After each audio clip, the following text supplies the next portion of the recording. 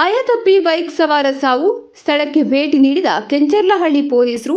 Chintamani bike ಸವಾರನೊಬ್ಬ ಆಯತಪ್ಪಿ ಬಿದ್ದು ಮೃತಪಟ್ಟಿದ್ದಾನೆ. ಚಿಕ್ಕಬಳ್ಳಾಪುರ ಜಿಲ್ಲೆಯ ಶಿಡ್ಲಘಟ್ಟ ನಗರದ ತವರೇಜ್ ಮೃತ ವ್ಯಕ್ತಿ ಚಿಂತಾಮಣಿ ಹಾಗೂ ಮುರುಗಮಲ್ಲ ಮಧ್ಯದ ಗೊಲ್ಲಹಳ್ಳಿ ಬಳಿ ಆಯತಪ್ಪಿ ಬೈಕ್ನಿಂದ ಬಿದ್ದು ತವರೇಜ್ ಮೃತಪಟ್ಟಿರಬಹುದು ಎಂಬ ಮಾಹಿತಿ ಪೊಲೀಸರಿಂದ ಲಭ್ಯವಾಗಿದೆ.